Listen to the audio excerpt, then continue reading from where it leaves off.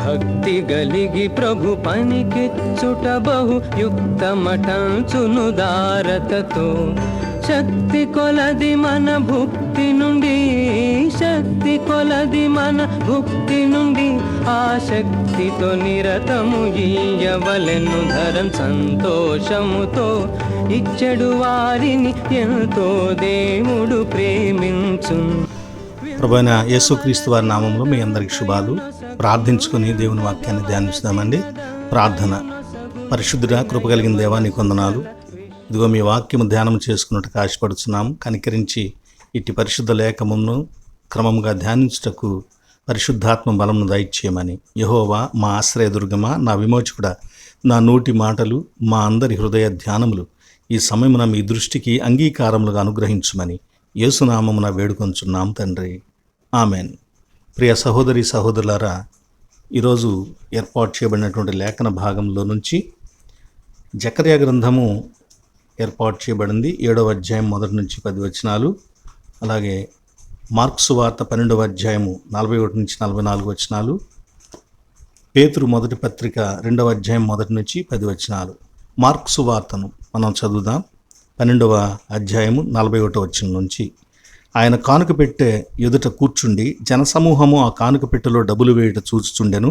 ధనవంతులైన వారు అనేకులు అందులో విశేషముగా సొమ్ము వేయుచుండిరి. ఒక బేద విధవరాలు వచ్చి 2 కాసులు వేయగా ఆయన తన శిష్యులను పిలిచి, కానుక పెట్టెలో డబ్బులు వేసిన వారందరికంటే ఈ బేద విధవరాలు ఎక్కువ వేసినని మీతో నిశ్చయముగా చెప్పుచున్నాను. వారందరూ తమకు కలిగిన సమృద్ధిలో నుండి వేసిరి గాని ఈమె తన లోయమిలో తనకు కలిగినదంతయు అనగా తన జీవనమంతయు వేసినని చెప్పెను. మన తండ్రి అయిన దేవుని నుండి, ప్రభువైన యేసుక్రీస్తు నుండి కృపయు సమాధానం మీకు కలుగును గాక. ఆమేన్. క్రీస్తునందు ప్రియ సహోదరి సహోదరులారా, త్రిత్వము తర్వాతి 13వ ఆదివారము డి సరణిలోని లేఖనములను మనము చదువుకొని ఉన్నాము. ఈ వారము మన యొక్క లిటర్జీ ప్రకారం ఏర్పాటు చేయబడినటువంటిది ఏంటంటే, పరలోక రాజ్యములో ప్రవేశించిన వ్యక్తి జీవితము సమర్పణ ద్వారా, త్యాగము ద్వారా అతడు పరలోక రాజ్యపు వారసుడు అని సాక్ష్యమిస్తుంది. కనుక ఈ మార్కు సువార్త 12వ అధ్యాయంలో ఉన్నటువంటి విధవరాలు వేసినటువంటి కానుకను గురించినటువంటి సంగతి చెప్పబడింది. అలాగే జకర్యా గ్రంథంలో ఉపవాసం ఉండాలా అని ప్రశ్నించిన ప్రజలకు జకర్యా ద్వారా దేవుడు, మీరు ఉపవాసం ఉన్నా, మీరు ఆహారం తిన్నా, అంటే తిన్నా ఉపవాసం ఉన్నా మీ ప్రయోజనం కోసం చేస్తున్నారు కానీ నా కోసం ఏం చేయట్లేదు, కనుక మీ ఉపవాసం నాకు అవసరం లేదని చెబుతున్నాడు. మీరు సత్యాన్ని, న్యాయాన్ని అనుసరించి జీవించాలి, ఎవరికి హృదయంలో కూడా కీడు చేయొద్దని చెబుతున్నాడు అక్కడ. అలాగే పేతురు పత్రికలో కూడా ఏం చెబుతున్నాడంటే, మీరు సమస్తమైనటువంటి దూషణను, దుష్టత్వమును, కపటమును, వేషధారణను, అసూయను మానుకొని మీరు ఎలా ఉండాలంటే, దేవుని చేత ఏర్పరచబడిన వారు కనుక సజీవమైన రాళ్ల వలె యాజకులుగా, రాజులైన యాజకులుగా ఉండాలి. ఎందుకంటే మీరు ఆత్మీయమైన బలులు అర్పించాలి. అంటే ఈ 5 దుష్టత్వము, కపటము, వేషధారణ, అసూయ, సమస్తమైన దూషణ మానుకొని ఆత్మీయ బలులు అర్పించేవారిగా ఉండాలి. ఇది దేవుడు కోరుకుంటున్నాడు. ఇక్కడ ఒక స్త్రీ కూడా అలాగే అర్పించింది. ఇక ఈ నెలలో, ఆగస్టు నెలలోనండి 27వ తారీఖున అగస్టిన్ తల్లి అయినటువంటి మోనిక ఆ తల్లిని జ్ఞాపకం చేసుకుంటారు. ఆమె ప్రార్థన, కన్నీరు, బిడ్డ కోసం చేసినటువంటి కన్నీటిని బట్టి ఆమెను జ్ఞాపకం చేసుకుంటుంది సంఘం. అది వెంటనే 2వ రోజు అంటే 28వ తేదీన ఆ కొడుకైనటువంటి అగస్టిన్ని జ్ఞాపకం చేసుకుంటుంది. ఈయన సంఘ కాపరిగా పనిచేశాడు, వేదాంతిగా కూడా ఉన్నాడు. ఈయన మొదట ఎంతో భయంకరమైన పాపంలో పడి తల్లి ప్రార్థన ద్వారా రక్షింపబడినటువంటి ఒక గొప్ప వ్యక్తి. మార్టిన్ లూథర్ గారికి ఇతని వేదాంతం చాలా ప్రాముఖ్యమైందని చెప్పుకోవచ్చు. 29వ తేదీన బాప్టిస్మిచ్చి యోహానును యొక్క జ్ఞాపకమును సంఘం అనుసరిస్తుంది. కనుక 29వ తేదీ ఆ బాప్టిస్మిచ్చి యోహాను గురించి మనము ధ్యానించుట, తెలుసుకునుట, కార్యక్రమాలు నిర్వహించుకుంట మంచిది. ఇక మనము సమర్పణ గురించి చూద్దామండి. యేసుక్రీస్తు వారు దేవాలయము ఆ తరువాత ప్రాంగణంలో కొన్ని ప్రత్యేకమైన భాగాలు ఉన్నాయి. వాటిలో అన్యులు, స్త్రీల ప్రాంగణం ఉంది. ఈ స్త్రీల ప్రాంగణంలో యేసుక్రీస్తు వారు ఉన్నాడు. అక్కడ ఆయన కానుకలు వేస్తున్న వారిని గురించి చూస్తూ ఉన్నాడు. అంతకుముందు ఆయన ఏం చేశారంటే శాస్త్రుల గురించి చెప్పాడు. దానికంటే ముందు ఆయనను 3 ప్రశ్నలు అడిగారు. పన్ను ఇవ్వచ్చా ఇవ్వకూడదా కైసరికి అంటే కైసరుది కైసరికి, దేవునికి ఇవ్వమన్నాడు. తర్వాత ఏ ఆజ్ఞ గొప్పది అని అంటే ఆ ఆజ్ఞను గురించి చెప్పాడు. 3వది పునరుద్ధానాన్ని గురించి కూడా ప్రశ్నించారు. కాబట్టి యేసుక్రీస్తు వారి యొక్క చివరి వారంలో ఈ సంఘటన జరిగింది. చివరి వారంలో ఆయన దేవాలయంలో కానుకల పెట్టెల వైపు చూస్తూ కానుకలు వేసేవారిని పరిశీలన చేస్తూ వాళ్ళలో ఎవరు సక్రమంగా కానుక వేశారో ఆ విషయాన్ని గురించి తెలియచేశాడు. అంతకంటే ముందు ఆయన అక్కడ వారిని శాస్త్రులను వారందరిని కూడా గద్దించాడు. మీరు విధవరాళ్ల ఇల్లు మింగుతారు, మాయా వేషం వేసుకుని దీర్ఘ ప్రార్థన చేస్తారు, తర్వాత నిలువు టంగీలు ధరించుకుంటారు, వీళ్ళతో జాగ్రత్తగా ఉండండి, వాళ్ళు తగిన శిక్ష పొందుతారని ప్రభువు వారికి తెలియచేశాడు. ఇక ఈ బేద విధవరాలు వేసినటువంటి కానుకను మనం చూసినట్లయితే ఆమె 2 కాసులు వేసిందంట. ఆ 2 కాసులు లిప్టాన్ అని చెప్పేసి పిలువబడతాయి గ్రీకు భాషలో. వీటిని చాల్కోస్ అని కూడా అంటారు. అంటే రాగి నాణెములు, రాగితో చేయబడినటువంటి నాణెములు. ఇది ఎంత రేటు ఉంటుంది, ఇప్పుడు దాని విలువ ఎంత ఉంటుందని తెలుసుకోవడానికి ఏదో ఒక దాంతో పోల్చుకుని మనం తెలుసుకోవాలి. కనుక అప్పుడైనా ఇప్పుడైనా రోజు ఒకటే, కూలి కూడా అలాగే ఉంటుంది సుమారుగా. కనుక అప్పుడున్నటువంటి కూలి ఎంతో, ఆ కూలిలో ఇది ఎంత భాగమో చూస్తే ఇప్పుడున్న కూలిలో మనం అది ఎంత భాగం అనేది చూడవచ్చు. అప్పుడున్నటువంటి కూలిలో అది 64వ భాగం అంట. అప్పుడున్న కూలి ఎంత రోజుకి? ధ్యానారము. యేసుక్రీస్తు వారు కథ చెప్పాడు కదా, ద్రాక్ష తోటలో పనిచేసే వాళ్ళని తీసుకున్నటువంటి నా కథలో రోజుకు ధ్యానారము అక్కడ ఒప్పుకున్నారు. కనుక ఒక ధ్యానారము రోజు కూలిలో 65వ భాగం, అంటే ఒక ధ్యానారంలో 65వ భాగం. వాస్తవంగా ధ్యానారం అక్కడ ఎంత అని రాయబడుతుంది అంటే ₹1 అని రాయబడింది. దానిలో 64వ భాగం అని చెప్పబడుతుంది. ఇక ఈ రోజున కూలి ఎంత ఉంది? ఒక స్త్రీకి కూలి 300 లేదా 400 ఉండొచ్చు. 300 అనుకుందాం. స్త్రీకి ఎక్కువ ఇవ్వరు కదా, పురుషునితో పాటు ఇవ్వరు కదా. కనుక సాధారణమైనటువంటి లేబర్స్కి ఇచ్చేటువంటి కూలిని మనం మాట్లాడుకున్నాం. ఆమెకి ఇవ్వబడినటువంటి కూలి 300 చొప్పున చూస్తే 300 × 1/64. అప్పుడు ఎంత వస్తుంది? ₹4.70 వస్తుంది ఒక్కొక్క కాసుకి. 2 కాసులు కాబట్టి మొత్తం కలిసి ₹9.40. అంటే 9.5. మొత్తం మీద ఇంక కలుపుకోండి ₹10. ఆమె వేసిన కానుక మొత్తం ఎంతంటే ₹10 కానుక ఆమె వేసింది. ఇక పాత నిబంధనలో కానుకలు, క్రొత్త నిబంధనలో కానుకలు, ఈమె వేసిన కానుక ద్వారా ఆమె ఏమి పొందింది? తర్వాత ఆమె అక్కడున్న 13 బాక్సుల్లో ఏ బాక్సులో కానుక వేసింది, ఆ 13 బాక్సుల్లో ఏ బాక్సులో ఏ కానుకలు వేస్తారో వాటి వివరాలన్నీ కూడా మనం వరుసగా గమనిద్దాం, చూద్దాం. ఇప్పుడు ఆమె వేసిన కానుక విలువ ఎంతో ఇప్పుడున్న కూలిని బట్టి సుమారుగా ₹10 అని మనం అనుకుందాం. అంటే ₹10 కానుక ఆమె వేసింది. కానీ చాలామంది ధనవంతులు 100,000, 1000 వేస్తూ ఉన్నారు. ప్రభువు ఈమె కానుకను మెచ్చుకున్నాడు, ఈమెను గౌరవించాడు, ఈమె కానుకను గురించి గొప్పగా ఆయన మాట్లాడాడు. మొట్టమొదటిగా పాత నిబంధనలో కానుకనిచ్చింది ఎవరు దేవునికి? కానుకనిచ్చింది మొదటి అన్నదమ్ముళ్ళు కయీను, హేబేలు. వారిచ్చినటువంటి కానుక పేరు ఏంటంటే, వారిచ్చిన కానుక పేరు మెన్కాహ్ కెసాఫిన్. అంటే ట్రిబ్యూట్ గిఫ్ట్ అనేటువంటి అర్థం దానికి వస్తుంది. అంటే గౌరవార్థంగా ఇచ్చేది, గౌరవించుకుంటూ ఇచ్చేది, ఘనపరుస్తూ ఇచ్చేది అనేటువంటి అర్థం వస్తుంది. రెండవదిగా ఇవ్వబడినటువంటి కానుక, బైబిల్లో రెండవసారి ఇవ్వబడిన కానుక ఏదంటే, జలప్రళయం తర్వాత నోవహు బలులు ఇచ్చాడు. ఆ బలులు దాన్ని ఏమన్నారంటే ఓలా అన్నారు. కాన్సిక్రేషన్ కోసం, పవిత్రత కోసం ఇచ్చినటువంటి బలి అది. ఈ 2 దేవుడు అడిగాడా? అడగలేదు. సరే, మూడవది బైబిల్లో చెప్పబడినటువంటి మూడవ అర్పణ ఏంటంటే, అబ్రహామును దేవుడే అడిగాడు. అబ్రహామును దేవుడే ఏమడిగాడు? 22వ అధ్యాయంలో చూస్తే నీ కుమారుడిని ఇమ్మని దేవుడు అడిగాడు. అంటే ఇక్కడ దేవుడే సూచించాడు ఏం కావాలి, ఏమి ఇవ్వాలనేది. అంతకుముందు దేవుడు సూచించలేదు, మనిషే చూస్ చేసుకుని మనిషే ఇచ్చాడు.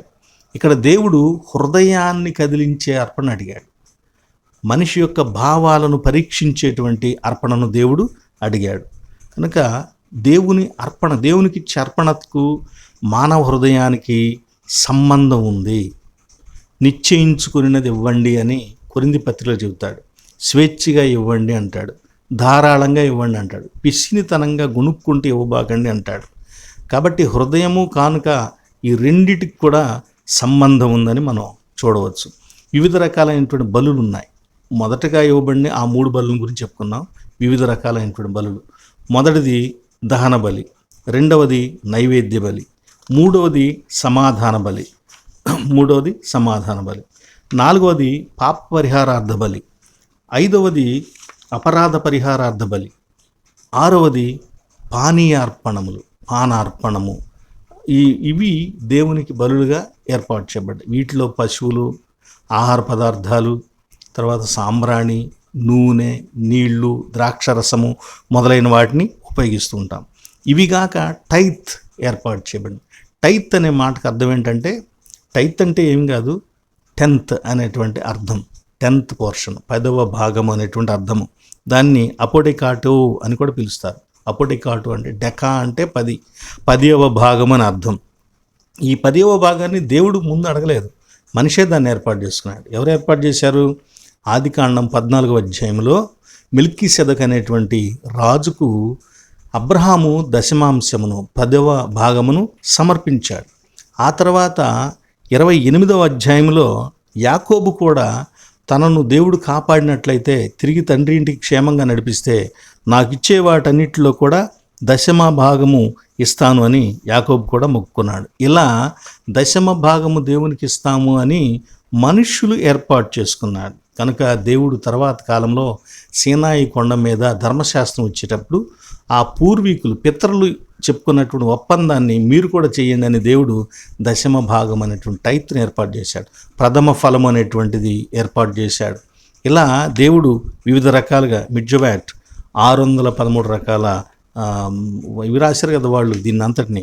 కనుక దేవుడు ఈ రీతిగా అర్పణలు ఏర్పాటు చేశారు. అంటే దేవుడు ఏర్పాటు చేసినటువంటి అర్పణల్లో ఏమేమి ఉంటాయి? 1 ఆహార పదార్థాలు ఉంటాయి, 2 ఫలాలు ఉంటాయి, ఫలాలు భూఫలాలు, వృక్ష ఫలాలు మొదలైనవి ఉంటాయి, గర్భఫలాలు అంటే జంతువులు, పశువులు మొదలైనవి, పక్షులు కూడా ఉంటాయి. ఇలా అనేక రకాలుగా దేవుడు అర్పణలను ఏర్పాటు చేశాడు. క్రొత్త నిబంధనలో ఉండేటువంటి అర్పణలు ఏమిటంటే, దేవుడు ప్రభువైనటువంటి యేసుక్రీస్తు వారు అర్పణలను అంగీకరించాడు, అర్పణలను ఇవ్వాలని చెప్పాడు. మత్తయి సువార్త 22:21లో దేవునికి ఇవ్వండి, కైసరుకి ఇవ్వండి, అంటే దేవునికి కానుకలు ఇవ్వటాన్ని గురించి ఆయన సమర్థించాడు. మత్తయి సువార్త 8:4 ఒక కుష్ఠరోగిని బాగు చేసిన తర్వాత నీవు వెళ్ళి యాజకునికి కనపరుచుకొని మోషే నియమించినటువంటి కానుకలను సమర్పించమని ప్రభువు తెలియచేశాడు. అలాగే ఆయన కృతజ్ఞతాస్తులు చెల్లించాడు. ఆయన ఒక చిన్న పిల్లవాడి దగ్గర నుంచి 5 రొట్టెలు 2 చేపలు స్వీకరించాడు. యూదా ఇస్కరియోతు దగ్గర ధనసంచి ఉంది, అనేక మంది అర్పణలు ఇస్తే మరి సేవలో ఉపయోగించుకుంటూ ఉన్నారు. ఇలా ప్రభువు అర్పణలు ఇవ్వాలని చెప్పాడు, ప్రోత్సహించాడు, దాన్ని అంగీకరించాడు కూడా. అలాగే పౌలు కూడా తన యొక్క వ్యక్తిగత జీవితంలో తాను కూడా అర్పణలు ఇచ్చాడు, అర్పణలను స్వీకరించాడు. దేవుని పరిచర్యకి ఇవ్వండి, ధారాళంగా ఇవ్వండి అని ఇవ్వటాన్ని గురించి గొప్ప మాటలను తెలియచేశాడు. ఆదిమ సంఘం కూడా తమకు కలిగిన వాటినన్నిటిని నమ్మి అపోస్తుల పాదాల దగ్గర పెట్టి దేవుని నామమును మహింపరిచింది. కనుక వీటన్నిటిని బట్టి క్రొత్త నిబంధన దేవునికి అర్పణలు ఇవ్వటాన్ని ప్రోత్సహిస్తుంది, దేవుని నామమును మహిమపరుస్తూ ఉంది. ఇక ప్రియ సహోదరులారా, ఈ బేద విధవరాలు వేసినటువంటి కానుక, అక్కడ 13 రకాల పెట్టెలు ఉన్నాయంటండి. 13 రకాల పెట్టెలలో 13 రకాలైనటువంటి కానుకలు వేస్తారు. అవేంటో ఒకసారి చూద్దాం. వీటిని ఏమంటారంటే చెస్ట్ అని అంటారు. తర్వాత ఈ గ్రీకులో కూడా వాటిని ట్రెజరీ అనేటువంటి అర్థం వచ్చేటువంటి మాటతో గోంజాలోస్ అనే ఇది ఉంటుంది, ఆ మాట, దాంతో పిలుస్తారు. ఈ 13 రకాల కానుకలు ఏమిటో చెబుతాను, జాగ్రత్తగా వినండి. మొదటిది ఈ సంవత్సరం కానుకలు వేసేటువంటి బాక్స్. మొదటి బాక్స్లో ఈ సంవత్సరం కానుకలు వేస్తారు. ఈ సంవత్సరం కానుకలు అంటే ఈ సంవత్సరం పండుగ, ఈ సంవత్సరం విశ్రాంతి దినానికి వెళ్ళినప్పుడు ఇప్పుడు వేయాల్సిన కానుకలు వేస్తూ ఉంటాం. మరి రెండో బాక్స్లో ఏం వేస్తారంటే, పోయిన సంవత్సరంలో ఒకవేళ ఈ విశ్రాంతి దినం రోజున కానుక వేయలేదనుకోండి, ఆ కానుక ఇప్పుడు వేయాలి. పోయిన సంవత్సరం ఒక నెలలో పండగకి వెళ్ళలేదనుకోండి, వెళ్ళకపోతే ఆ పోయిన సంవత్సరం పండగ బదులు ఈ సంవత్సరం ఆ పండగకి వచ్చినప్పుడు పోయిన సంవత్సరం కానుకను కూడా వెయ్యాలి. ఆ కానుకను మాత్రం రెండవ బాక్స్లో వేయాలి. ఈ సంవత్సరం పండగకి ఇచ్చే కానుకను మాత్రం మొదటి బాక్స్లో వేయాలి. ఇలాగూ మొదటి 2 బాక్సుల్లో ఈ సంవత్సరంది పోయిన సంవత్సరం కానుకలు వేస్తారు. మూడవ బాక్సులో ఈ సమాధాన బలి ఉంటుంది కదా, దానికి ఇవ్వటానికి 2 జతలు, ఒక జత పక్షులను కొంటారు, గువ్వలు కానీ పౌరాలు కానీ. అవి కొనటానికి అంటే ఒకటేమో దహన బలి ఇవ్వటానికి, ఇంకోటేమో పాపరిహార బలి ఇవ్వటానికి. ఈ 2 రకాలుగా ఉంటుంది. కాబట్టి దానికి ఇవ్వటానికి ఏం చేయాలంటే ఆ మూడవ బాక్స్లో దానికి సంబంధించిన విలువ కానుకగా వెయ్యాలి. దానికి సంబంధించినటువంటి విలువ కానుకగా వేయాల్సి ఉంటుంది. 4వ బాక్స్లో కేవలం దహన బలి. ఇంతకుముందేమో 2 రకాలుగా ఉపయోగిస్తారు 2 పక్షులని, కానీ ఇక్కడ 2 పక్షులను దహిస్తారు కనుక దానికి మళ్ళీ ప్రత్యేకం. అంటే వాటికి వేరు రేటు ఉంటుంది, దీనికి వేరు రేటు ఉంటుంది అన్నమాట. కాబట్టి 4వ బాక్స్లో ఏం చేయాలంటే ఈ దహన బలి కోసం, కేవలం దహన బలి కోసం కొనే పక్షులను, వాటికి సంబంధించినటువంటి కానుకను వేయాలి. 5వ బాక్స్లో బలిపీఠంలో ఉపయోగించేటువంటి కట్టెలు, చెక్క ఉంటుంది కదా, వంట చెరకు, దానికోసం కావాల్సినటువంటి కానుకను స్వేచ్ఛగా అందరూ వేస్తారు, ఎవరైనా వేయచ్చు స్వేచ్ఛగా, దహన బలి కట్టెల కోసం వేసే కానుక. 6వ బాక్సులో దేవాలయంలో ఉపయోగించేటువంటి ధూపవేదిక దగ్గర ఉపయోగించేటువంటి, తర్వాత వివిధ బలుల్లో ఉపయోగించేటువంటి సాంబ్రాణి కొనటానికి కానుకను వేస్తారు. అంటే 6వ బాక్సులో వేసే కానుక ద్వారా సాంబ్రాణిని కొంటారు. 7వ బాక్స్, 7 అనే నంబర్ చాలా ముఖ్యమైనది యూదులకు కనుక 7వ నంబర్ బాక్స్లో ఏమేస్తారు తెలుసా? 7వ నంబర్ బాక్స్లో వేసే కానుక బంగారం కానుక వేస్తారు. 7వ నంబర్లో బంగారమే వేయాలి, ఇంకా వేరేది వేయటానికి లేదు. దాన్ని దేనికి ఉపయోగిస్తారంటే అతి పరిశుద్ధ స్థలములో కావలసినటువంటి వాటన్నిటికీ ఉపయోగిస్తారు 7వ నంబర్ బాక్స్. కనుక అతి పరిశుద్ధ స్థలానికి ఇచ్చే కానుక బంగారమే ఇవ్వాలి, కానీ ఇంకేది ఇవ్వటానికి వీల్లేదు. 8వ బాక్స్లో మొదట 3వ బాక్స్లో పావురాన్ని జత కొన్నప్పుడు ఒకటి బలి, దహన బలిగాను, ఇంకో రకంగా చేస్తారు కదా. అక్కడ ఏమైనా డబ్బులు మిగిలితే వాటిని తీసుకొచ్చి 8వ బాక్స్లో వేయాలి, మిగిలిన డబ్బులు. తర్వాత మళ్ళీ 4వ బాక్స్లో అప్పుడు 2ని దహించడానికి కొన్నారు కదా, పావురం కానీ గువ్వలు కానీ. ఆ బలి అర్పణ ఇచ్చిన తర్వాత, దహన బలి అర్పణ ఇచ్చిన తర్వాత ఏమైనా డబ్బులు మిగిలితే వాటిని తీసుకుని వచ్చి ఏం చేయాలంటే 9వ బాక్స్లో వేయాలి. 9వ బాక్స్లో 10వ బాక్స్ని ఏమని పిలుస్తారంటే జావీమ్ జావోస్ అని పిలుస్తారు. 10వ బాక్స్లో వేసే కానుకలను జావీమ్ జావోస్. జావీమ్ జావోస్ అంటే అర్థం ఏంటంటే పురుష స్త్రీ, అంటే స్త్రీ పురుషులు ఎవరికైనా ఏదైనా స్రావం కానీ ఇంకా దేనివల్ల అయినా కానీ అపవిత్రులైతే శుద్ధి చేసుకుంటారు కదా. మరియమ్మ బిడ్డను కన్నప్పుడు ఆమె పురిటాలుగా ఉన్న తర్వాత శుద్ధి దినములు నిండినప్పుడు దేవాలయానికి వెళ్ళి వారు పావురాలు జతను కొని దేవునికి సమర్పించుకున్నారు కదా, శుద్ధి కార్యక్రమం నిర్వహించుకున్నారు కదా. అలా శుద్ధి కార్యక్రమాన్ని జరిగించుకునే వాళ్ళు వేసే కానుక ఈ 10వ నంబర్ బాక్స్లో వేయాలి. వరుసగా మీకు 10 బాక్సులు చెప్పాను. ఇప్పుడు 11వ నంబర్ బాక్స్లో నాజీరు వ్రతం ఉంది కదా, సంసోను మొదలైన వారు చేసింది. ఆ నాజీరు వ్రతం వాళ్ళు వేసేటువంటి కానుకలు ఈ 10వ బాక్స్లో వేయాలి. ఆ వ్రతానికి సంబంధించినంత చెల్లించిన తర్వాత మిగిలినటువంటి దాన్ని ఈ బాక్స్లో వేయాలి. తర్వాత 12వది మెజోరా అని పిలువబడుతుంది. అంటే లెప్రసీ అని అర్థం. కుష్టు వ్యాధిగ్రస్తులు శుద్ధి చేసుకున్న తర్వాత ఇక్కడ కానుకను సమర్పిస్తారు. 13వది ప్లెడ్జ్ బాక్స్. దీనిలో ధనవంతులైన వారు దహన బలికి పశువులను కొంటారు, వాళ్ళు పక్షులను కాదు పశువులను కొంటారు. కనుక వాళ్ళు ఆ పశువులకు కొనేటువంటి కానుకను, అధిక మొత్తంలో ఉండే కానుకను ఈ 13వ నంబర్ బాక్స్లో వేయాలి. ఇలా 13 బాక్సుల్లో 13 రకాలైనటువంటి కానుకలు వాళ్ళు వేయటం జరుగుతుంది. అక్కడ ఈ విధవరాలు కూడా కానుక వేసింది. అక్కడ ఈ విధవరాలు కూడా కానుక వేసిందండి. కనుక ఇప్పుడు ఇలాగే కాకుండా దేవాలయం కోసమే ఇంకా వేరే కానుకను కూడా స్వీకరిస్తారు. పక్కన పెద్ద గదుల్లో 3 పెద్ద పెద్ద భోషాణాలు లాంటివి పెడతారు. ఆ భోషాణాలు ఎంత ఉంటాయంటే 18 గాలన్ల నీళ్లు పెట్టేంత భోషాణాలు, తొట్లు లాంటివి 3 ఉంటాయి. వాటి దగ్గర మనుషులు మోయగలిగిన చిన్న చిన్న బకెట్ లాంటివి కూడా 3 ఉంటాయి. అంటే ఏ తొట్టికి ఆ తొట్టికి బకెట్ ఉంటుంది. దీనిలో బంగారపు నాణేలు, బంగారం ఉంటుంది. ఇది ఎక్కడి నుంచి వస్తుంది బంగారం అని అంటే, మనకి 7వ నంబర్లో చెప్పుకున్నామే, 7వ నంబర్ బాక్స్లో, అది కాదు, ఆ బంగారం కాదు, అది అతి పరిశుద్ధ స్థలం కోసం వాడేది. కానీ ఇక్కడికి ఎలా వస్తుందంటే, యూదులు దేశంలో ఎక్కడ ఏమున్నా ప్రతి పురుషుడు అరశెకెలు పన్ను చెల్లించాలి.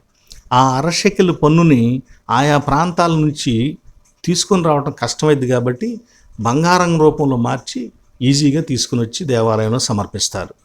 అలా సమర్పించినటువంటి బంగారమే ఈ పెద్ద గదిలో ఈ 3 భూషణాల్లో ఉంటుందన్నమాట. దానిని సంవత్సరంలో 3 సార్లు బయటికి తీసుకొస్తారు. 3 నెలల్లో 3 సార్లు బయటికి తీసుకొస్తారు.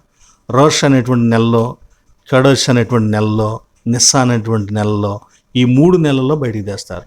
4 వ్యక్తులు వెళ్ళి 3 బయట నిలబడతారు గది దగ్గర, ఒకడు లోనకు వెళ్తాడు. ఆ లోనకు వెళ్ళిన వ్యక్తి తీసుకురావాలా బయటికి ధనాన్ని అని చెప్పేసి అని అడుగుతాడు. ఈ 3 సార్లు తీసుకురమ్మంటేనే వాడు తీసుకొస్తాడు, లేకపోతే తీసుకురాడు.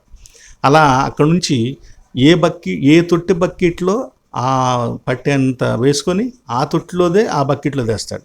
అంతేగాని 3 బకెట్లు ఒకే తొట్టిలో నుంచి తేటానికి వీల్లేదు. అలా తెచ్చిన తర్వాత బయట అతడు కూడా నిలబడి 4 కలిసి కావాల్సిన ఖర్చులన్నింటికి సరిపోతుందా లేదా అనేది చూసుకుని, ఇంకా కావాల్సితే మళ్ళీ తెస్తాడు, లేదా మిగిలితే తీసుకుని వెళ్ళి లోన సర్దుబాటు చేసి వస్తారు. ఇలాగూ ఏర్పాటు చేస్తారు. వీటిని ప్రత్యేకంగా పిలుస్తారండి. దీన్ని కూడా ప్రత్యేకంగా ఏమని పిలుస్తారంటే, లోపల భోషణాల్లో వేసినప్పుడు దాన్ని టెరుమాస్ హరిష్కా అని పిలుస్తారు. బయటికి దాన్ని తీసుకొచ్చినప్పుడేమో షయారి హరిష్కా అనే పేరు పెట్టి పిలుస్తూ ఉంటారు. ఇలా ఏర్పాటు చేశారు. కనుక ఇంతకీ ఈమె ఏ బాక్సులు వేసి ఉంటుంది? ఈ 13 బాక్సుల్లో, ఇన్ని బాక్సుల్లో ఆమె వేసే కానుక ఎక్కడ? మొత్తం కలిసి మనకి ఎంత వచ్చింది? ₹6.20 వచ్చింది కదా. ₹6.20 దేనికని వెచ్చించగలగదు ఆమె? అయితే బహుశా ఆమె ఒకవేళ ఏదైనా శుద్ధి కార్యక్రమాన్ని జరిగించుకుని ఉంటే ఆమె కానుకను 10వ నంబర్ బాక్స్లో వేసి ఉండొచ్చు, మిగిలినటువంటి కానుకను. లేదా బలిపీఠం మీద కట్లు కొనటానికి ఇచ్చుంటే ఆమె 5వ నంబర్ బాక్స్లో కానుక వేసి ఉంటుంది. లేక సాంబ్రాణిని కొనటానికి కనుక కానుక సమర్పించుంటే 6వ నంబర్ బాక్స్లో వేసి ఉంటుంది. ఈ 3 దేనిలోనైనా వేసి ఉండొచ్చు ఆమె కానుక. అంతకుమించి వేరే వాటిలో వేసే అవకాశము లేదు. ఇక ఈ కానుకను సమర్పించడంలో ఆమెలో మనం ఏం చూడగలుగుతాం? కానుక సమర్పించే వానిలో మనం ఏం చూడగలుగుతాం అంటే, నంబర్ 1 విధేయత, దేవుని ఆజ్ఞకు విధేయత, లోబడుట మనకు అక్కడ కనిపిస్తుంది. నంబర్ 2 దేవుని మీద విశ్వాసం. విశ్వసించకపోతే కానుక ఎట్టిస్తాడు? విశ్వసించిన వానికి కానుక. మన విశ్వాసం కానుక రూపంలో కూడా ప్రకటించబడుతుంది, వెల్లడి చేయబడుతుంది. కనుక మనం అన్నిటికీ కానుకలు ఇస్తారా? అందరూ ఇవ్వరు. అలాగే ఇక్కడ క్రైస్తవుడు కూడా దేవునికి కానుక ఇస్తున్నాడంటే వాడు దేవుని విశ్వసించిన వాడని ప్రకటించుకుంటూ ఉన్నాడని అర్థం. 3వదిగా కానుక ఇవ్వటం ద్వారా దేవుని మీద ఆధారపడిన స్థితి ఆమెలో మనకు కనపడుతుంది. అంటే ఇక ఆమె దగ్గర ఏమి లేవు, ఉన్న 2 కాసులే, మరి తర్వాత తినటానికి కావాలి. ఆ 2 కాసులకి ఒక బ్రెడ్ను 8 భాగాలు చేస్తే 8 భాగాల్లో 1 భాగం వస్తుంది ఆమెకి. ఒక బ్రెడ్లో 8వ భాగం వస్తుంది. దాన్నే తిని ఆమె జీవించాలి. ఇక అంతకుమించి లేదు ఆమెకి. అయినా దానిని కూడా ఆమె కానుకగా వేసేసింది. ఇక ఏమీ లేదు, వట్టి చేతులతో తిరిగి వెళ్ళిపోవాలి. మరి ఎవరి మీద ఆధారపడింది? ఇంతగా కానుక ఉన్నది కూడా వేసేసిందని అంటే, ధనవంతులు చాలా దాచుకుంటున్నారు. 100 రోజులకి, 1000 రోజులకి, ఎన్నో సంవత్సరాలకి దాచుకుంటున్నారు. ఈమె అసలు సాయంత్రానికి ఏమీ లేదు. అలాంటి పరిస్థితుల్లో వెళ్ళిపోతుంది ఏం లేకుండానే. దేవుని మీద ఆధారపడింది. ఆకాశంలో పక్షులు చూడండి అని ప్రభువు చెప్పాడు కదా, విత్తవు కోయవని. కనుక ఈమె కూడా ఆ ప్రభువు మాటను నమ్మినట్టుంది. When you give to God you discover that God gives to you అని భక్తుడు తెలియజేస్తాడు. దేవునికి నీవు ఇస్తున్నావంటే దేవుడు నీకు ఇస్తున్నాడు అనేటువంటి సాక్ష్యాన్ని నీవు తెలియజేస్తున్నావు ఇచ్చుడు ద్వారా అని. 5వదిగా ఆమె దేవుని పట్ల ఉన్న గౌరవాన్ని ప్రదర్శిస్తుంది. దేవుని పట్ల ఉన్న గౌరవం, దేవుని గౌరవించుడు. మొదట కానుక పేరు కూడా ఏంటి? ఎవరు? కయ్యను హేబేలు ఇచ్చినటువంటి కానుకకు పేరేంటండి?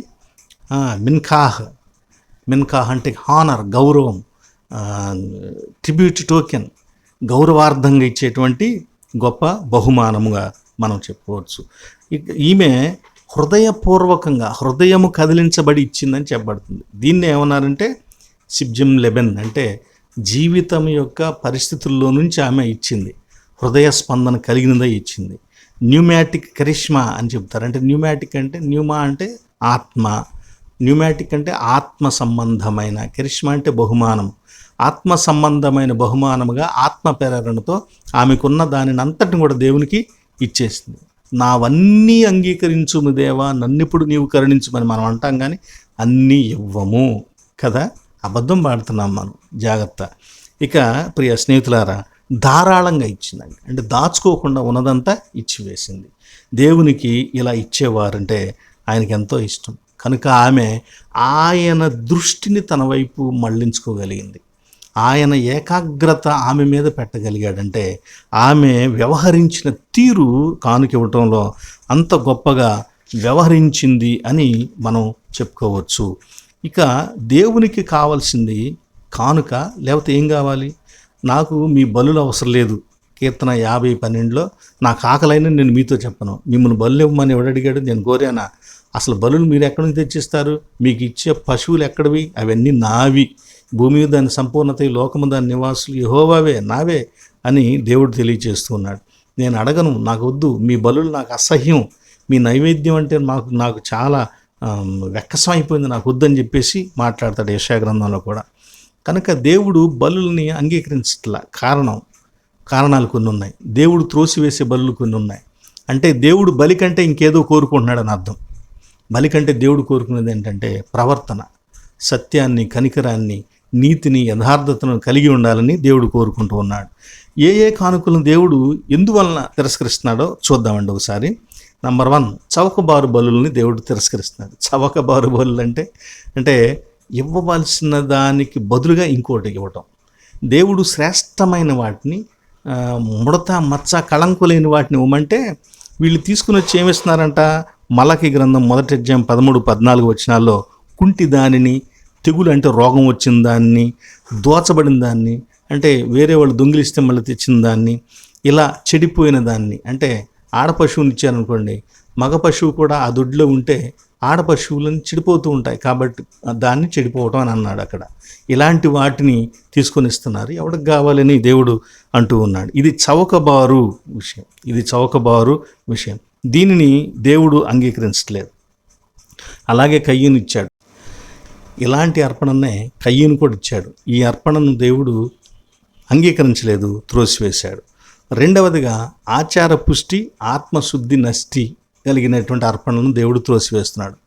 ఆచార పుష్టి అంటే భక్తి కలిగిన వారిలాగా దేవాలయంలో బహు గొప్పగా కార్యక్రమాలు చేస్తారు. బయటికి వెళ్ళిన తర్వాత కూడా పాపుల కంటే భయంకరమైన పాపులుగా జీవిస్తారు. దేవాలయంలోనేమో భక్తులు అతి భక్తులు, గొప్ప భక్తులందరిలో కూడా గొప్ప భక్తులు. బయటికి వెళ్ళిన తర్వాత పాపులందరిలో కూడా గొప్ప పాపులు, ప్రథమ పాపులు. ఇలాంటి వారి అర్పణను దేవుడు అంగీకరించట్లేదు. ఈరోజు మనం చదువుకున్న జకర్యా గ్రంథంలో కూడా ఏమన్నాడు? మీరు ఉపవాసం ఉంటే ఉండకపోతే నాకెందుకు, నాకు కావాల్సింది ఏంటంటే మీరు సత్యమును, నీతిని, యథార్థతను అంగీకరించాలి. ఎదుటివారికి హృదయంలో కూడా కీడు తలంచొద్దు, చెయ్యొద్దు, అలా ఉండటమే నేను కోరుకుంటున్నానని ప్రభువు తెలియచేశాడు. ఈ తర్వాత మూడవదిగా బోర విధించుకునేటువంటి అర్పణలను దేవుడు స్వీకరించలేదు. బోర విధించుకునేటువంటి అర్పణలు అంటే ఇచ్చేది ఇంత, చెప్పుకునేది అంత. అంటే కొంతమంది దేవాలయంలో కొన్ని వస్తువులు ఇస్తుంటారు, ఆ వస్తువుల మీద పేర్లు రాస్తుంటారు. వాక్యం చెప్పే ఫుల్ ఫీట్ మీద, మన అర్పణలు అర్పించుకునేటువంటి ఆల్టర్ మందసం దాని మీద, తర్వాత బైబిల్ స్టాండ్ మీద, ఎదురుగా రైలింగ్ మీద, ఎదురుగా కనపడేటువంటి ఆల్టర్ ముందు భాగాల మీద, ఫ్యాన్ల మీద, ఇలా మొదలైన వాటన్నిటి మీద ముందు దేవాలయంలోకి వెళితే దైవ సన్నిధిని మనం స్వీకరించేలోపు, దైవ సన్నిధిని ఫీల్ అయ్యేలోపు మన కళ్ళెదురుగా ఇవి కనపడతాయి. అంటే దేవాలయంలోకి వచ్చినటువంటి భక్తులు దేవుణ్ణి ఆరాధించే లోపే వాళ్ళ హృదయాలోచన నశించేటట్టుగా మన అర్పణలు ఉంటాయి. దయచేసి వాటిని మార్చండి. దేవుడు చెబుతున్నాడు, నాకు అవి వద్దు అంటున్నాడు. మీరు ముందు బోర ఓదించుకునే అర్పణలు నాకు వద్దు అంటున్నాడు. మత్తయి సువార్త 6వ అధ్యాయం 2వ వచనంలో చాలామంది ఇలా చేస్తున్నారంట. తెలుసో తెలియక చేశారు ఇంతకుముందు. ఇక ఇప్పుడైనా వాటిని మార్చుకోండి. మీ పేరుతో ఉన్న వాటిని మార్చి అవి శుభ్రంగా చక్కగా ఏ పేరు లేకోకుండా ఎదురుగా మీ పేరు కావాలంటే వెనక చిన్న స్టీల్ బిళ్ళ మీద రాయించుకొని వెనక కనపడుకోకుండా వాటి మేకులతో బిగించండి, తప్పులేదు. కానీ ఎదురుగా కనపడుతూ ఆరాధన చేసే వాళ్ళకి దైవ సన్నిధిని అనుభవించడం కంటే మీ పేర్లు చదువుకోవటానికే సరిపోయి ఆ పేర్లు చదవగానే హృదయంలో ఏవేవో తలంపులు పుట్టి జాగ్రత్త. దేవుని ఆరాధన చెడిపోతుంది, పాడైపోతుంది. నేను చెబుతున్నాను అనుకోవద్దు, నా మీద కోప పెట్టుకోవద్దు, దయచేసి సరి చేసుకోవాలని అలాంటివన్నీ కోరుతున్నాను. 4వదిగా సహోదరునితో విరోధం కలిగిన వాని అర్పణను దేవుడు స్వీకరించలేదు. మత్తయి సువార్త 5వ అధ్యాయం 23-24 వచనాల్లో చూసినట్లయితే, నీవు అర్పణ అర్పించేటప్పుడు పోయి ముందు నీ సహోదరునితో విరోధం ఉంటే సమాధానపడి వచ్చి అప్పుడు ఇవ్వమన్నాడు. అంటే మనం ఇరుగు పొరుగు వారితో సమాధానంగా ఉన్నాం, మన పక్కన కూర్చుని మనతో పాటు ఆరాధనలో పాల్గొనే వ్యక్తితో సమానంగా ఉన్నాం, భార్య భర్తతో సమాధానంగా ఉండదు, భర్త భార్యతో సమాధానంగా ఉండడు, పిల్లల తల్లిదండ్రులతో, తల్లిదండ్రుల పిల్లలతో, అన్నదమ్ములతో, తోడికోడలతో, వీళ్ళు ఎవరితో కూడా సమాధానం ఉండదు. అందరినీ దూరం చేసుకుంటూ ఉంటాం, అందరి మీద కుట్రలు చేస్తూ ఉంటాం, అందరినీ వ్యతిరేకిస్తూ ఉంటాం, అందరిని మనకంటే తక్కువగా చేసి చూస్తూ ఉంటాం, ఏదో ఒక కారణంతో విరోధంతో ఉంటాం, వెళ్ళి కానుకలు ఇస్తాం. దేవుడు అంటున్నాడు, నాకు వద్దు పో నీ కానుక, ఇంత విరోధంగా జీవించే నువ్వు నీ కానుక నాకెందుకు అని దేవుడు తిరస్కరిస్తున్నాడు. కనుక సమాధాన పడని శత్రుత్వంతో బ్రతికే వారి యొక్క అర్పణను దేవుడు స్వీకరించట్లేదు. 5వదిగా మాట తప్పిన వారి అర్పణ దేవుడు స్వీకరించట్లేదు. మాట తప్పేదేంటి? ఒప్పుకునేటప్పుడేమో ఫలానా ఇస్తామంటారు, ఇచ్చేటప్పుడేమో మేము ఫలానా అయితేనే ఇస్తాం, లేకపోతే ఇవ్వం, ఇట్లాగైతేనే ఇస్తాం, అట్లాగైతేనే ఇస్తాం అంటే షరతులు పెడుతూ ఉంటారు. చెప్పేటప్పుడేమో చాలా గౌరవంగా దేవునికి ఇస్తూ ఉంటారు, ఇచ్చేటప్పుడేమో 100 షరతులు పెడుతూ ఉంటారు. ఇలా షరతులు పెట్టేటువంటి బ్యాచ్ మాట తప్పే బ్యాచ్. అలాంటి వారే అననీయ సప్పీరా అపోస్తుల కార్యముల గ్రంథాల్లో. దేవుడు వారి కానుకను స్వీకరించలేదు, వారి కానుకను ఆయన తిరస్కరించాడు, వారి కానుకను ఆయన అంగీకరించలేదు, త్రోసివేశాడని మనము చూడవచ్చు. ఇక 6వదిగా చూసినట్లయితే పిసినితనంగా ఇచ్చేటువంటి వారి కానుకను కూడా దేవుడు స్వీకరించలేదు, త్రోసివేస్తున్నాడు. పిసినితనంగా సణుక్కుంటూ ఇవ్వగలిగిన దానికంటే తక్కువ ఇస్తూ ఎక్కువ ఇస్తున్నట్లుగా ఫీల్ అవ్వటం, ఇలాంటి కానుకను కూడా దేవుడు కొరింథీ 2వ పత్రిక 9:5లో తిరస్కరిస్తున్నట్లుగా చెప్పబడుతుంది. తర్వాత కానుక ఇవ్వటం ద్వారా ఇప్పుడు మనం ఏం పొందుతున్నాం, కానుక ఇవ్వటంలో మనకేం కలుగుతుంది అని మనం చూసినట్లయితే, నంబర్ 1, కానుక బలి అనేది అసలు దేవుడు అడగలేదు, మనిషి మొదలుపెట్టాడు. అయితే ఈ బలి అర్పణ ఇచ్చినా, మనం టైత్ కానుక ఇచ్చినా, ఏది చేసినా జరిగిపోయినది అంటే మనకు దేవుడిచ్చిన దానిలో నుంచి మనం ఇస్తున్నాం తప్ప ముందున్న దానికోసం కాదు ఇచ్చేది.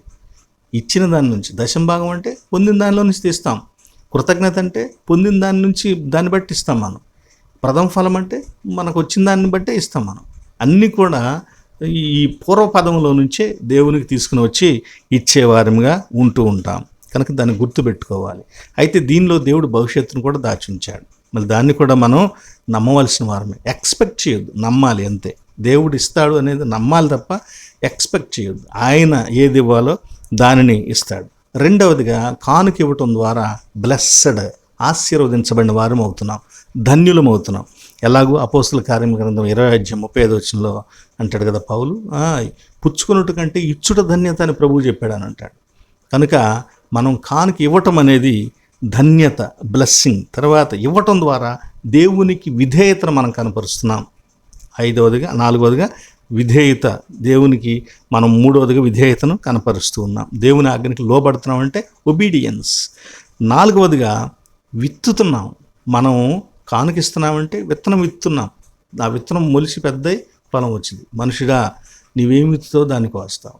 గాలిని విత్తేవాడు ప్రళయం గాలిని కోస్తాడని చెప్పబడింది. కనుక మనం ఏం విత్తామో దానికి వస్తాం. కాబట్టి మన కానుక విత్తనం లాంటిది, అది తిరిగి ఫలం రూపంలో మనకు వచ్చే సందర్భం ఉంది. ప్రభు అన్నాడు, గిన్నెడు నీళ్ళు ఇస్తే దాని ఫలితాన్ని పొందకుండా ఉండరు. కనుక నా పేరట మీకు ఎవడు గిన్నె నీళ్ళు ఇచ్చినా దానికి కూడా ఫలితాన్ని పొందుతాడంటే, నేను నీళ్ళు ఇస్తానులేండి చాలు అనుకుంటే తప్పు. అంటే ఆయన ఏం చెప్పాడంటే, అట్లీస్ట్ ఆ నీళ్ళు ఇచ్చినా కానీ నేను దాన్ని కూడా కౌంట్ చేసుకుంటాను, వాళ్ళకి తగిన మేలు చేస్తానంటే నీళ్ళు ఇచ్చి ఊరుకోమని కాదు, అంతకంటే ఎక్కువే దైవ సేవకుల విషయంలో మనం చేసేవారంగా ఉండాల్సినటువంటి అవసరం ఉంది. 5వదిగా దేవుని చేత ప్రేమించబడతాం. కానుక ఇవ్వటం ద్వారా దేవుని చేత ప్రేమించబడతాం. కొరింథీ 2వ పత్రిక 9:7లో దేవుడు ఉత్సాహంగా ఇచ్చేవారిని ప్రేమించును అని చెప్పబడుతుంది. కనుక మనము దేవుని చేత ప్రేమించబడుతున్నాం. 6వదిగా మనం యోగ్యత పొందుతున్నాం. అర్హత పొందుతున్నాం, క్వాలిఫై అవుతున్నాం. దేనికి? మరలా దేవుని దగ్గర నుంచి పొందటానికి అర్హత పొందుతున్నాం. దీనినే కొరింథీ 2:9-13 మీరు ఈ కార్యం చేయడం ద్వారా మీ యోగ్యత కనపరచబడింది అని తెలియచేస్తాడు. 7వదిగా అనేకులకు ప్రేరణగా ఉంటాం. అనేకులకు ప్రేరణగా ఇవ్వటం ద్వారా అనేకులను ప్రేరేపించడం. పేరు రాసుకోవడం ద్వారా కదా, గుర్తుపెట్టుకోండి. ఇవ్వటం ద్వారానే మనం ప్రేరేపించే వారంగా ఉండాలి. 7వదిగా కొరింథీ 2:9 మీ ఆసక్తిని చూచి అనేకులు ప్రేరేపించబడి అని పౌలు తెలియచేశాడు. సరే, కానుక ఎంత ఇవ్వాలి? ఎంత ఇవ్వాల్సి ఉంటుంది? కానుక ఇస్తే మహా అయితే ఎంత కానుక ఇవ్వాలో ఓసారి చూసినట్లయితే పాత నిబంధనలో నైవేద్యము, పానీయార్పణము, దహన బలి, సమాధాన బలి, అపరాధ పరిహారార్థ బలి మొదలైనవన్నీ చెప్పబడ్డాయి. టైత్ మళ్ళా దశమ భాగము, ప్రథమ ఫలము మొదలైనవన్నీ చెప్పబడ్డాయి. అక్కడ ఒక లెక్క ఉంది. మరి ఇక్కడ క్రొత్త నిబంధనలో ఏముంది లెక్క అంటే, క్రొత్త నిబంధనలో ఉన్నటువంటి లెక్కలు లెక్కలేని లెక్కలు. అవి ఏమిటి అంటే, కొరింథీ 2:8 కలిమి కొలది ఇచ్చినదే ప్రీతికరమవును అన్నాడు. అంటే నీకున్న స్థాయి, ఆర్థిక స్థాయిని బట్టి, కలిమి కొలది సంపదను బట్టి దేవునికి ఇవ్వు.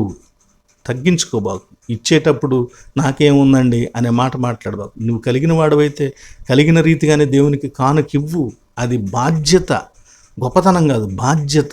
కానుకివ్వటం గొప్పతనంగా భావించుకోవద్దు, ఆశీర్వాదంగా భావించుకో. అది విధేయతగా మనము సమర్పించేదిగా ఉండాలి. 2వదిగా క్రొత్త నిబంధనలో కానుక స్థాయికి మించి కూడా ఇవ్వమనంది. స్థాయికి మించి కూడా. ఆదిమ సంఘంలో వాళ్ళకున్నవన్నిటిని కూడా అమ్మి అపోస్తుల పాదాల దగ్గర పెట్టారంటే స్థాయికి మించి ఇచ్చేశారు. ఇవ్వగలిగిన దానికంటే ఎక్కువ ఇచ్చారు. ఇప్పుడు ఈ స్త్రీ కూడా ఏమిచ్చిందండి? ఆమె ఇవ్వగలిగిన దానికంటే మొత్తం ఉన్నదంతా, జీవనమంతా ఇచ్చిందన్నాడు ప్రభు. ఆ మాటకి ఎదురు లేదు. పైగా ఆమె ఏమైనా పేరు చెప్పుకుందంటే ఏం పేరు లేదు. ఆమె పేరు ఏం లేదు. పేరు లేని స్త్రీ ఆమె. పేరు లేని కానుక ఆమె ఇచ్చింది. ఆమె అలా కానుకనిచ్చింది. మాసిదోనియా వారు సామర్థ్యానికి మించి కానుక ఇచ్చారని కొరింథీ 2:8-4 చెప్తారు. సరే, ఇంతకీ పాస్టర్ గారు చెబుతున్నావు కదా, మరి మీరు కూడా కానుకిస్తారంటే, ఎస్, నేను కానుక తీసుకుంటాను. నాకు వచ్చే వాటిలో నుంచి దశంభాగం తీసుకొని వాటిని నేను దైవ సేవకులకి ఏదైనా అవసరంలో ఉన్న వారికి ఖర్చు పెడుతూ ఉంటాను. ఇప్పుడంటే గత 2 సంవత్సరాల నుంచి ఖాళీగా ఉన్నాను కాబట్టి ఆ కార్యక్రమాలు ఏం చేయలేకపోతూ ఉన్నా. కానీ నేను సేవ చేస్తూ ఉన్నప్పుడు నా కొద్ది స్థితిలో కూడా కాజీపేటలో 3 సంవత్సరాలు పనిచేసినప్పుడు అక్కడ చాలా చిన్న 3,000 రూపాయల జీతం, అది కూడా ఒకసారి వచ్చేది కాదు, కొన్నిసార్లు. అలాంటి పరిస్థితుల్లో కూడా దశంభాగం తీసుకొని అది దేవుని సేవకుల కోసం ఎక్కడో చోట నేను దశంభాగం ఇస్తున్నాననే మాటగా చెప్పుకోకుండా వాళ్ళ అవసరాల్లో సహాయం చేసేవాడిని. వాళ్ళకి వాటిని ఏర్పాటు చేసి అందించేవాడిని. ఇది నాకున్నటువంటి పద్ధతి, నేను చేస్తాను. ఎందుకంటే సేవకుడు కూడా దశమ భాగంలో నుంచి దశమ భాగం తీయాలి. సంఖ్యాకాండం 18:26 నెహెమ్యా గ్రంథం 10:38 ఏముందంటే, దశమ భాగం ప్రజలు తీసుకుని వచ్చి ఇచ్చినప్పుడు దానిలో నుంచి దశమ భాగం తీయాలి అని, ఆ దశమ భాగాన్ని దేవునికి ఇవ్వాలి అని అక్కడ పాత నిబంధన ఆజ్ఞాపిస్తూ ఉన్నది. ఇలా పాత నిబంధన ద్వారా మరి దేవునికి ఇవ్వాలి అని ఆజ్ఞాపించబడుతున్నాం. కాబట్టి ఇన్ని రకాలుగా కానుక ఇవ్వటం ద్వారా దేవుణ్ణి గణపరుస్తున్నాం, దేవుని ప్రేమిస్తున్నాం, దేవుని నమ్ముతున్నాం అనే దానికి సాక్ష్యంగా ఉన్నాం. దేవుణ్ణి మహింపరుస్తున్నాం, దేవుని దగ్గర గుర్తింపు పొందుతున్నాం. దేవుణ్ణి ఆయన ఒక మన వైపే కేంద్రీకరించి దృష్టి ఉంచేటట్లుగా చేసుకోగలుగుతున్నాం. ఆయన కానుకను చూడండి, కానుకను కాదు, కానుక ఇస్తున్న హృదయాన్ని చూస్తున్నాడు. అక్కడ యేసుప్రభు వారు ఎవరిని చూశాడంటే, ధనవంతులు ఇస్తున్నారు, పేదలు ఇస్తున్నారు. అయితే వీళ్ళు ఇచ్చేదాన్ని చూడట్లా, మనం ఇచ్చేదాన్ని చూస్తాం. కానీ ఆయన ఇవ్వకుండా దాచుకున్న దాన్ని చూస్తున్నాడు. నేను ఇచ్చిన దానిలో నుంచి నువ్వు ఎంత ఇచ్చావురా, వెనక దాచుకుంది ఎంత, నువ్వు ఇచ్చింది ఎంత, దానికి ఎందుకు గొప్పగా చెప్పుకోతున్నావు, చూడు ఈమెకి నేనేమి ఇవ్వలా. ఏమి ఇవ్వకపోతే ఆ కూస్తో కాస్తో తులమ ఫలం ఇస్తే అది కూడా తీసుకొచ్చి ఇచ్చేసింది. ఇదిరా ఇవ్వటం అంటే అని చెప్తున్నాడు ప్రభు. దేవునికి మనం అలా ఇచ్చేవారిగా ఉండవలసినటువంటి అవసరం ఉన్నది, బాధ్యత ఉన్నది. నైజీరియాలోనంట మజుసుకు జెసో కొనెమా అనేటువంటి వాడు ఏం చేశాడంటే, Dunamis International Gospel Centre pastor గారైనటువంటి పాల్ నిచోక్ అనేటువంటి వ్యక్తికి సంఘానికి నోటీస్ పంపించాడు. ఆ నోటీస్ ఏంటంటే, మీకు నేను సమర్పించిన కానుకలను తిరిగి నాకు ఇచ్చేసేయండి. నేను మీ దేవుని దగ్గర నుంచి ఏ మేలు పొందలేదు కనుక నా కానుకలు నాకు ఇవ్వండి అని. కానుకల విషయాల్లో అనేక రకాలుగా రాద్ధాంతాలు చేసేవాళ్ళు ఉన్నారు. కానుకలు తినవలసిన వారు నూర్చెడి ఎద్దు మూతికి చిక్కము పెట్టొద్దని చెప్పండి. దైవ సేవకులు, దేవుని సేవ చేసే వారికి అవి తినే హక్కు ఉంది, వాటి మీద పెత్తనం చేసేటువంటి హక్కు ఉంది. కానీ వ్యవస్థాగత సంఘాల్లో ఈ పెత్తనం చేసే హక్కు దేవుని సేవ చేసే వాళ్ళకు కాకుండా వేరే వాళ్ళకు ఉంది. కనుక వాళ్ళల్లో నిజాయితీగా ఉండేవాళ్ళు ఉన్నారు, భయంకరంగా ఫ్రాడ్ చేసేవాళ్ళు ఉన్నారు, మోసం చేసేవాళ్ళు ఉన్నారు. అయితే గుర్తుపెట్టుకోండి, అది దేవుని పరిచర్యకి ఇవ్వబడుతున్నాయి. తప్పకుండా దానికి తగినటువంటి లెక్క చెప్పాల్సి ఉంటుంది.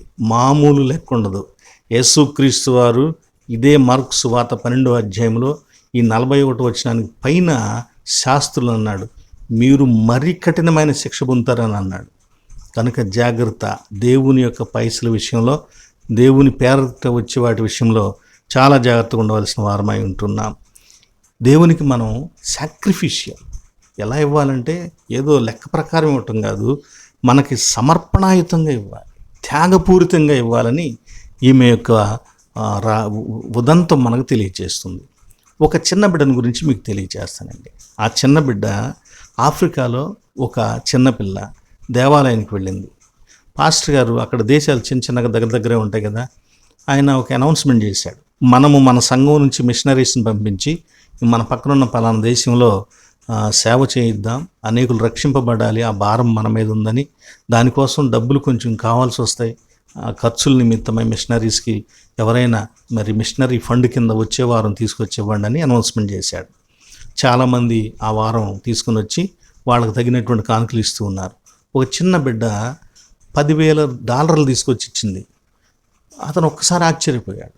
నువ్వు పేద ఇంట్లో పుట్టినటువంటి అమ్మాయివి, పైగా చిన్న అమ్మాయివి, నీకు $10,000 ఎక్కడి నుంచి వచ్చినాయి అని చెప్పి నిగ్గదీసి అడుగుతున్నాడు. అంటే దొంగతనం చేసిందేమోనని చెప్పేసి అడుగుతున్నాడు.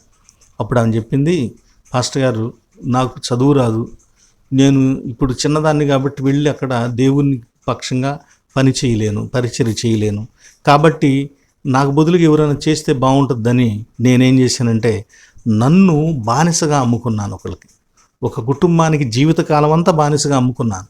నన్ను అమ్ముకుంటే వచ్చిన డబ్బులు ఇవి, వీటితో మిషనరీని పంపించి సేవ చేయించండి అని ఆ చిన్న బిడ్డ ఆ కానుకను హృదయపూర్వకంగా సంతోషంగా సమర్పించింది. ఆ పాస్టర్ గారు, అక్కడున్న సంఘస్థులందరూ కూడా ఆ బిడ్డ ఇచ్చినటువంటి సమర్పణను బట్టి వాళ్ళు ఎంతగానో ఆశ్చర్యపోయారు, సిగ్గుపడ్డారు కొంతమంది. ప్రియ సహోదరి సహోదరులారా, దేవునికి మనం ఇవ్వాలి, దేవునికి ఇచ్చేవారిగా ఉండాలి. కోల్గేట్ అనేటువంటి సంస్థను చూడండి, దశంభాగం ఇవ్వటం మొదలుపెట్టి లాభంలో నుంచి 90% దగ్గర దేవునికి ఇవ్వటం ఆ సంస్థ చేసింది. ఆ సంస్థ ఎంత గొప్పదైంది. దేవునికి ఇచ్చి ఎవడు పేదవాడు దరిద్రయ్యేవాడు ఎవడు లేడు. ఇవ్వకే మనం దరిద్రం అవుతాం. 30 అంతలు 60 అంతలు 100 అంతలు తిరిగి ఇస్తాడు అనుకుందాం. ఆ లెక్కలో చూస్తే మనం రూపాయి తీసుకుని వెళ్తే 30 అంతలు అంటే ఎన్ని తిరిగి మనకు లాభం, దేవుడు ఎంత ఇస్తాడు ఆశీర్వాదం? ₹30 ఇస్తాడు. లేదా 100 అంతలు అంటే ₹100 ఇస్తాడు. అంటే మనం రూపాయి వేసాం కాబట్టి ₹100 మనం ఆశీర్వాదం పొందటానికి ఆశపడి ఇచ్చామన్నమాట. అంటే మీరు ఇవ్వటం ద్వారా ఇచ్చిన దానికి ఆశీర్వదిస్తాడనేది రూల్గా చెప్పట్లేదు, కానీ ఎగ్జాంపుల్గా చెబుతున్నాను నేను. రూల్ కాదు ఇది. కనుక మనం దేవుని దగ్గర నుంచి సమృద్ధిగా పొందటానికి మనం దేవునికి ఇవ్వాలి. ఏం విత్తుతాము అదే కోస్తామంటే మనం ఇచ్చిన దాన్ని బట్టే మనం అర్హత పొందటానికి. కాబట్టి మన జీవితాల్లో దేవునికి ఇచ్చి దేవుని నామమును మహింపరుచుదాం, దేవుని గణపరుచుదాం. ఈ స్త్రీ సమర్పణ జీవితం, త్యాగపూరితమైన సమర్పణ జీవితం, ఆమె పరలోక రాజ్య నివాసి అని సాక్ష్యం ఇస్తుంది. ఎవరిచ్చారు ఆ సాక్ష్యం? ప్రభువే ఇచ్చాడు. మనం కూడా ఈ రోజున ఈ స్త్రీ వలె మన జీవితాల్లో కూడా అలా దేవునికి సమర్పించి త్యాగము చేయటం ద్వారా పరలోక రాజ్య బిడ్డలంగా సాక్ష్యాన్ని నిలుపుకుందాం, పొందుదాం. సర్వశక్తిమంతుడు మనకు సహాయం చేయనుగాక. ఆమెన్. సమస్త జ్ఞానం మించిన దేవుని సమాధానం యేసుక్రీస్తు వల్ల మీ హృదయంలోకి మీ తలంపులకు కావలేనుగాక. ఆమెన్. ప్రార్థన, ప్రభు నేర్పిన ప్రార్థన, ఆశీర్వాదం. ప్రియులారా, గుర్తుపెట్టుకోండి, ఈ వీడియోని మీ తోటి వారికి కూడా ఇతర గ్రూపుల్లో కూడా షేర్ చేయండి, సబ్స్క్రిప్షన్ చేయండి కొత్తగా చూస్తున్న వాళ్ళు. అలాగే ప్రార్థన చేయండి మా కోసం కూడా. ఈ వీడియోని లైక్ చేయడం ద్వారా ఇంకా చాలామందికి చూడటానికి అది యూట్యూబ్లో కనపడుతుందని చెబుతూ ఉన్నారు. కనుక లైక్ చేయండి. అలాగే దైవ సేవకుని కుటుంబాన్ని కూడా జ్ఞాపకం చేసుకుంటూ మీ వంతుగా ఏదైనా సహకారం అందించగలిగిన వారు తప్పక నా ఫోన్ నంబర్కు అందించాలని మిమ్మల్ని కోరుతూ తెలియచేస్తున్నాను. ప్రార్థన. పరిశుద్ధమైన తండ్రి, కృపగలిగిన దేవానికి స్తోత్రం నాయన. ఇదిగో మీ యొక్క సన్నిధిలో ఇంతవరకు మీ వాక్యాన్ని ధ్యానించుకున్నాం. పరలోక రాజ్య పౌరుడు సమర్పణ జీవితాన్ని, త్యాగపూరితమైన జీవితాన్ని కలిగి ఉండటం ద్వారా పరలోక రాజ్య నివాసిగా గుర్తింపు పొందగలడని తెలుసుకున్నాం నాయన. ఒక విధవరాలు ఆమె ఇచ్చిన అర్పణను బట్టి అలాంటి మంచి సాక్ష్యాన్ని సాక్షాత్తు దేవుడవైన మీ నుంచే పొందగలిగింది. మా జీవితాల్లో మేము కూడా పొందగలిగేటట్లుగా అలాంటి త్యాగపూరితమైనటువంటి సమర్పణ కేవలం ఆచారం కోసం, పద్ధతి కోసం, నాయన నలుగురిలో నాయన పేరు కోసం ఇచ్చే అర్పణంగా కాకుండా త్యాగముతో ఇచ్చే అర్పణ ఇవ్వగలిగేటువంటి త్యాగపూరితమైన మనుషులుగా, క్రైస్తవులంగా జీవించడానికి కావాల్సిన ధైర్యం మాకు దయచేయండి. అలాంటి సద్గుణం మాలో అనుగ్రహించి దీవించండి. ఈ వీడియో ద్వారా మీ వాక్యాన్ని విన్న ఈ నీ బిడ్డలను ఆశీర్వదించండి. అయా, మాలో రోగములతో ఉన్న బిడ్డలను ప్రతి పాపము క్షమించి ఆరోగ్యం దయచేయండి. కలతలతో ఉన్న కుటుంబాలకు ఆయన సమాధానం దయచేయండి ప్రభు. అలాగే ఎవరెవరు ఏ విషయమై ఆయన ఆరోగ్యం కోసం అడిగేవారు ఉన్నారు, పనిపాటుల్లో సహాయం కోసమై అడిగేవారు ఉన్నారు, అభివృద్ధి కోసమై అడిగేవారు ఉన్నారు, బిడ్డల కొరకై ప్రార్థన చేయమని అడిగిన వారు ఉన్నారు, వివాహాల కోసమై ప్రార్థన చేయమని బిడ్డలు ఉన్నారు నాయన. అలాగే బిడ్డలు కావాలి, వారిని దేవుడు అనుగ్రహించాలని ప్రార్థించమని కోరిన వారు ఉన్నారు. మేమందరం అలాంటి వారందరి కోసం ప్రార్థన చేస్తున్నాం. కనికరించి ఆశీర్వదించండి. మీ దాసుని ద్వారా జరుగుతున్న ఈ పరిచర్యను ప్రేమించి కానుకను సమర్పించిన బిడ్డలను కూడా ప్రత్యేకంగా దీవించమని వేడుకొంచున్నాం. తిరిగి మరో పర్యాయంలో మేము కలుసుకునేంత వరకు కూడా మీ కాపుదలను మాకు దయచేయండి నాయన. మీ యొక్క సన్నిధిని, మీ వెలుగును, మీ సమాధానమును, ఆనందమును, ఆరోగ్యమును, ఆశీర్వాదమును సదా మాకందరికీ ప్రసాదించమని మీకు మహిమ, ఘనత, ప్రభావాలు చెల్లించుకుంటూ యేసుక్రీస్తు వారి పేరున వేడుకొంచున్నాము తండ్రి. ఆమేన్. పరలోకమందున్న మా తండ్రి, నీ నామము పరిశుద్ధపరచబడునుగాక, నీ రాజ్యము మాకు వచ్చునుగాక, నీ చిత్తము పరలోకమందు నెరవేరుచున్నట్లు భూమి యందు నెరవేరునుగాక. మా అనుదిన ఆహారం నేడు మాకు దయచేయము. మా ఎడల అపరాధము చేసిన వారిని మేము క్షమించి ఉన్న ప్రకారము మా అపరాధములను క్షమించుము. మమ్మను శోధనలోనికి తేక దుష్టుని నుండి తప్పించుము. రాజ్యము, శక్తియు, మహిమ నిరంతరం నీవై ఉన్నవి తండ్రి. ఆమేన్. మన పరమ తండ్రి అయిన దేవుని ప్రేమ, ప్రభువైన యేసుక్రీస్తు వారి కృప, పరిశుద్ధాత్మ దేవుని యొక్క అన్యోన్య సహవాసము సదా మీకు కలుగునుగాక. ఆమేన్, ఆమేన్, ఆమేన్. మీ అందరికి వందనాలు. సెలవు.